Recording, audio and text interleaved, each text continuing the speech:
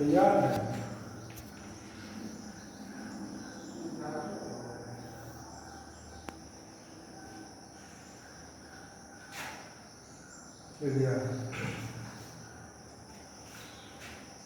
Class 5 के लिए है चैप्टर 2।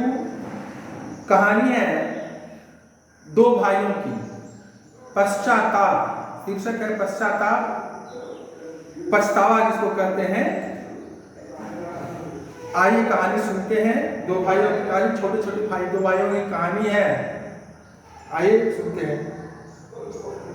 छोटा भाई संस्मरण से जैसे लिखा है कि मेरे भाई मुझसे 6 साल बड़े थे। जब वे खेलते तो मैं उनके पीछे लग जाता।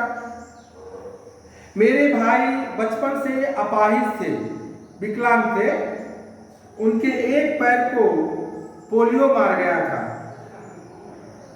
विकलांग तो थे, लेकिन वे कई प्रकार के गुणों से भरे थे। देखने में बहुत सुंदर थे। आसपास के कई गांवों में के सबसे अच्छे तैराक थे। उनके हाथों के पंजों की लड़ाई में कोई उन्हें हरा नहीं सकता था। एक घूंसा मारकर वे ईंट तोड़ देते थे, नारियल तोड़ देते थे। वहीं मैं दुबला पतला कमजोर सा चिड़चिड़ा लड़का था। मुझे अपने भाई से ईर्ष्या होती थी, जलन होती थी, क्योंकि उनके गुणों के कारण उनके ढेर सारे मित्र थे, परंतु मुझे नहीं।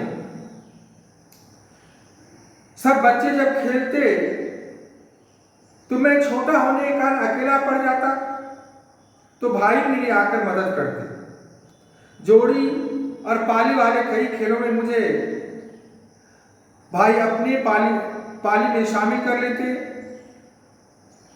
कोई दूसरा लड़का अपनी पाली में मुझे शामिल नहीं करता था, क्योंकि हमको साथ रखने से पार्टी कमजोर हो जाती थी और हार जाते थे। भैया मुझको अपने साथ रखते थे, हार भी जाते थे तो भी मुझ पर गुस्सा नहीं करते थे, मुझे कभी मारते नहीं थे। एक दिन हुआ कि मैं भाई के साथ खेलने गया। दिन में बारिश हुई थी। शाम को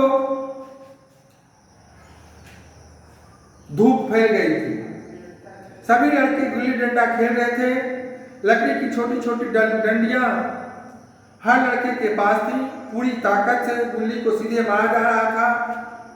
गुलाटियां खाते हुए गुल्ली बहुत दूर तक जाती थी। मुझमें इतनी ताकत नहीं थी, ना मैं इतना बड़ा था कि गुल्ली को मारकर दूर तक पहुंचा देता।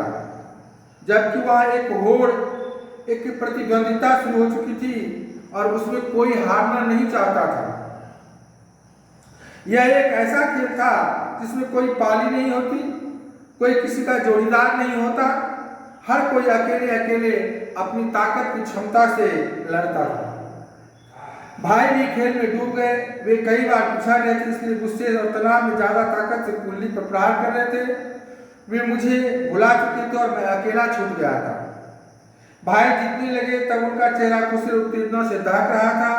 उन्होंने एक बार मेरी ओर नहीं देखा। वे मुझे पूरी तरह भूल चुके थे। मुझे पहली बार यह लगा कि मैं वहां नहीं हूं। मुझे रोना आ गया। मैं अकेला अलग खड़ा हुआ अपनी गुल्ली को एक पत्थर पर पटक रहा था। मैं ईर्ष्या और उपेक्षा की आंच में झुलस रहा था।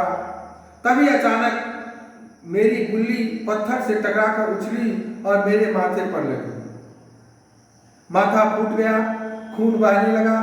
मैं चीखा तो भाई मेरी ओर दौड़े। खेल के बीच में ही खेल रुक गया। क्या हुआ? भाई घबरा गए थे और मेरे माथे को अपने हथेली से दबा रहे थे। मेरा गुस्सा मिट नहीं रहा था। मैं भाई को अपनी उपेक्षा का दंड देना चाहता था। मैंने भाई को झटक दिया और खुद को छुड़ाकर घर की ओर भागा। भाई डर गए थे और दौड़ कर मुझे मनाना चाहते थे, लेकिन उनका दायां पैर पोलियो का शिकार था, इसलिए मेरे साथ दौड़ नहीं सकते थे। उन्होंने लगड़ा कर दौड़ने की कोशिश की, लेकिन वे गिर गए। मेरी कमीज खून से भीग गई थी। माँ मुझे देखकर डर गई, रोने लगी। पिताजी घबराए हुए घाव पर पाउडर डालने लगे। मैंने रोते हुए माँ को बताया कि मुझे भाई ने डंडे से मारा। लड़के ने झूठ कर दिया अपनी माँ से। कि भैया ने हमको डंडे से सिर पे मारा है। तभी मैंने देखा कि भाई लड़ाते चले आ रहे थे अकेले, उनको आशंका हो गई होगी, इसलिए वे डरे हुए थे। भाई बार बार कहते कि मैंने इसे नहीं मारा, लेकिन पिताजी ने नहीं दंडित किया। भाई रो रहे थे, वे सच बोल रहे थे, लेकिन उन्हें सजा मिल रही थी।